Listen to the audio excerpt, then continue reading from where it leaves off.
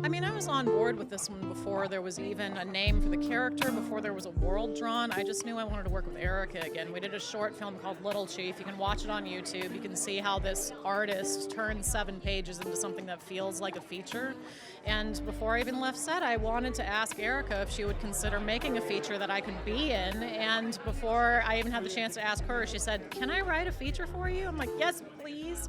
So I knew that Jax was going to exist in some form to resemble what we did with Little Chief, and go watch that film if you're curious as to why.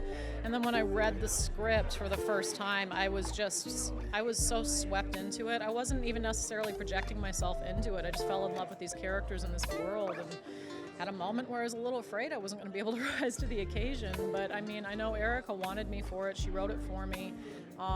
And it's such a, just like Little Chief, the immensity of what she and Michiana in this collaboration have been able to accomplish in a pretty tight narrative, a tight feature. There is such an expanse of millennia-long history that's just, it's gestured at, it's there for people who understand it, but it also exists very well in its own little world at face value. This matrilineal love story, we're told that the great love stories on screen are romantic, sweeping epics, but the commitment of this aunt to her niece, to her community, to the legacy of her sister, to searching for her sister, that's the greatest love story that's never told, but is the love story that's kept Indigenous peoples alive. It's kept us around. It's kept us connected to our land, our culture, to each other, and it's so rooted, especially in Seneca Cayuga, a lot of nations around our matriarchs.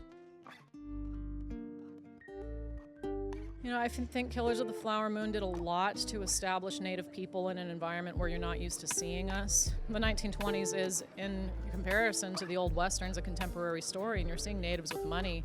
And then today, Fancy Dance is same land 100 years later, and much of the same stories. We're dealing with a lot of the same issues that have manifest across the decades in different ways.